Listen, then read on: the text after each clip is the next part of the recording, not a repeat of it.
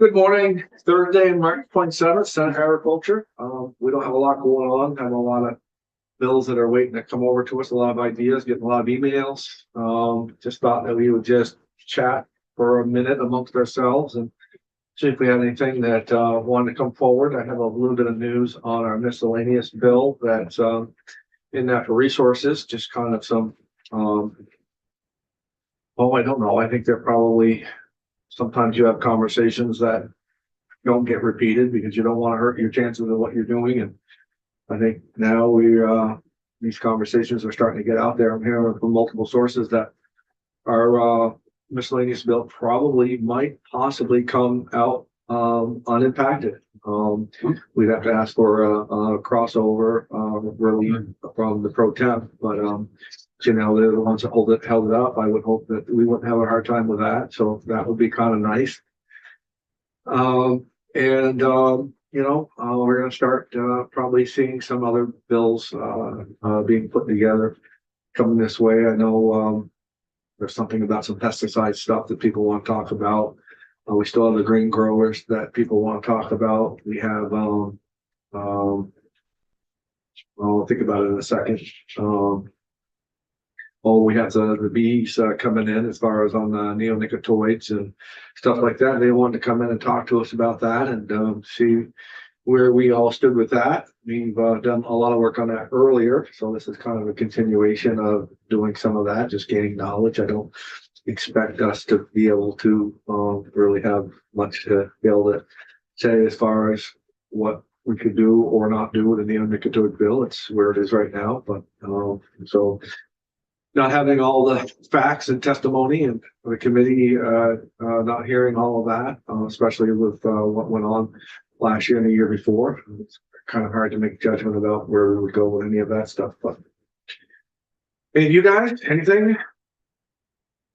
So I know I brought it up more than once. The grandfathering of the Vermont State Fair and other fairs, if people are so inclined, with 3-acre rule.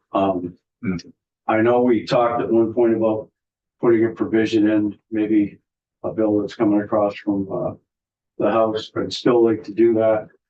Yeah, I heard some testimony on the floor on that, or I shouldn't say some testimony. I heard that bill getting reported on the floor. On the House, I just kind of caught my attention and I walked by and it sounded pretty good. It sounded like a 2-year delay. Good. On any of the 3-acre stuff as far as on that. I wasn't aware of that. That's great. So I mean, it was very positive. It made it through. It made it on the floor and good stuff. So maybe we could get a peek of that bill and get some testimony on it. Maybe if everybody's all good, we could take it a step further and attach that bill onto that. Did we ever get language on that? No. Michael's got it drafted, I'm pretty sure, but I don't think we ever read it. Well, maybe we ought to get a draft of that. Yeah. And see what we can do as far as with that. And then we also had multiple asks for appropriations. And I know in my other committee in the afternoon, we're going to send a letter to approach with support for chosen asks. I know we had some with the conservation districts in here. And I did talk with them yesterday. They cornered me in the hallway and they said that they actually went from $680,000 or whatever it was and looked like they might have got up to 1.2 million. Oh. And so I think that they might have got, and then somebody said that they wanted to give them $3 million. So there is some movement on that on the House side as far as giving those some more dollars. I spoke with Jill Arachi's successor. I don't remember her name now, but she's the head of the whole conservation district. She said that, of course, they got $612,000 last year. The governor had moved it back to 500, but from what she said, the House had restored it to 612.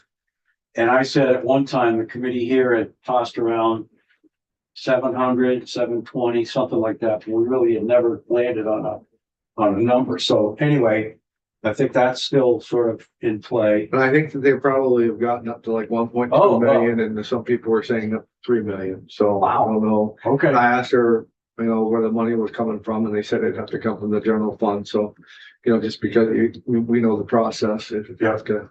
Also, do we have somebody coming in next week? From the conservation district. No, on, some of the food stuff. I get confused with them all. On Tuesday, the food bank has requested time. Are we on a field trip Tuesday? That's Wednesday. I know it's also crop cash with NOPA and that whole, request. For 5 million or something like, I can't remember. No, it wasn't quite that high. It was in the hundreds of thousands, I think. Okay. Well, anyways, I do apologize as a new chair as with agriculture, and some of those kind of blend in. Yeah. As far as the food groups, and they're all important, and but they do blend a little bit. So Yeah. I do know that I had a lady come up to me, and I should know who it is too, and I apologize. Said, oh, well, I talked to Senator Perchlik, and he said just to make sure that I think he just passed the buck. Sorry, Andy, if you're listening, but I think he just kind of passed the buck and said, well, you make sure the Senate Agriculture knows what we're really requesting. And so I think they're going to come in and reaffirm that. So we're going to hear a little bit of that coming in as far as Yeah, that's fine. people want money. No, I get it. It's just like yesterday. It's like yesterday. I don't blame anybody for coming in and advocating for what they want. We might give them some pushback, or we might, but that's our job to do that. But I appreciate that anybody would come in and advocate for anything that they wanted, and I would encourage that. In fact, I think we've kind of talked about that after we got done crossover, all this stuff like that. Hey, we're gonna get people that are gonna come in, and if anybody wants to be heard, bring them in, give them a chance to get in here and advocate for what they want, what they need, or give their ideas, because what their idea is now might not stand a snowball's chance of hell of passing through, but it doesn't mean it won't in 5 years. It all starts with something. Yeah. Betsy. Rosenblatt? Rosenberg. Blatt. Blatt, was on the cafeteria this morning, and, the USDA has cut 1.2 million out of the, federal school program kind of thing. Oh, you got the same thing. Yeah. So she is asking for at least some consideration there. So I have some thoughts on that for all of us on a general rule type of thing, and it goes back to the BAA. And that I'll be very careful about what I say when it comes to politics in this room. I like that we don't do that. But one of the ideas that the governor had was to say, hey, we are going to run into some problems with this administration. We are. That's why I want to keep that $20 million that they have grabbed and they plugged it in everywhere. I want to keep that $20 million so that we can plug the holes as they come. Namely, as far as to what's going to come out of Washington. I would hope. Now, I've understood on the budget that has been passed from the House. They have $295 million worth of ask over what was budgeted. $295 million. And so they've done the best they can do. I think to make things balance. I haven't seen the bill. I haven't spent a lot of time on it, but I've been down here long enough to know that $295 million isn't going to make it in a budget. And I don't know what that percentage of it is, but I'd have a hard time thinking that $100 million would make it. But that $20 million that P-check that the treasurer has, which really we could use, would be very, very nice to plug those holes as far as that $1.7 million. Because we're gonna have some of that stuff. It's not gonna be just in our committee as well, but so to have $20 million sitting around just kind of to do that would be very nice. I'm in hopes that we don't lose any funding anywhere. So yeah, those are the only things I had. And I agree that I did have an email regarding the cannabis situation from a constituent, I guess, said he voted for me. yeah, Requesting again that we at least consider that sort of really small 100 plant operation to be able to sell direct to consumers. I guess I'm willing to listen more, but I want to listen. yeah. I got the same thing from Yeah. Jet Reed. Yeah, and I said, please give us some language. Yeah. Right. Now, I think that was the best words that you could have ever said. Anything is give us some language so that we could even know what you're talking about. And like I said, I totally respect that that's what they did. I didn't do anything wrong at all. no matter where you believe might be or is or not or whatever, that's the process. And I'm proud that they would come in and they would ask, but the best words that were said to them, give us some language, give us something to look at, let us see it and, see where it goes. It'll probably mean we have to have the Cannabis Control Board back in to weigh in on that, because I don't think we ever talked directly to James Pepper about a farm being able to actually sell cannabis from its farm stand or. And I think as far as having 3 new senators, that wouldn't be a bad thing to have anyways. So some of you guys to see, how it all came about or what the rule is and all of that, I would take that as an educational piece more than as much as anything, including myself. I wouldn't have a problem doing that at all.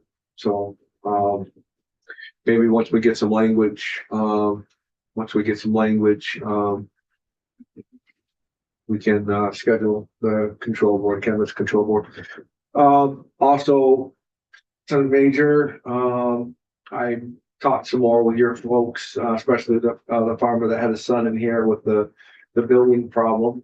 And I had basically said that you and I spoke after, and that also there was 2 other senators down there with Clarkson and Senator Clarkson and White, and that had they gone to the town, had they talked to the town, had they talked with the town to, I know that they didn't have a problem with zoning, but the town is a powerful voice. And if they were to lend their voice to that problem, it would go a long ways. And I said, I really think that we would be, until we knew that answer, until we absolutely positively heard from that town, we would be perceived, in my mind, that's coming over the top of that. And we had the same situation in our area as well. Before it was all said and done, it was the town that got it settled. Same exact thing. Guy, I think this was even a poorer farmer, and had started to have a wedding venue up there. And for 3 months out of the year, it was a wedding barn, and for the other 3 months of the year, it was a storage equipment barn and stored round bales and all of that. But I don't be careful that it's the same exact thing, because that's dangerous, because I don't know if it was the same exact thing, but it was like that. And it was the town that settled it when it was all said and done. Yeah. So. Yeah, that seemed really strange to me that the town views it as farming or at least agricultural, and yet I think it's DEC. I mean, it goes up the chain. Sees it completely 180 degrees the other way. It just doesn't make any sense to It me. also sounds like someone got a bug in it. Well, I'm gonna expand that a little further as far as what we're dealing with right now. That is the reason why that you always want to make sure that agriculture has a say.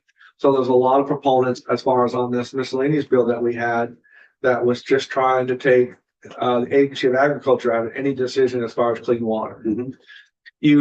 If it's ag, you always want to make sure that, because there's people now that just really would like us to, other than an advisory role or setting up programs and all that, there's groups that really would just want all farming decisions to be made by A&R. Every bit of it. That's what they want.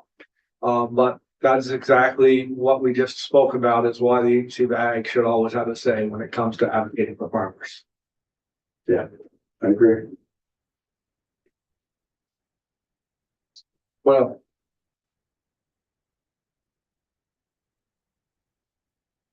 So I can think of. Yeah.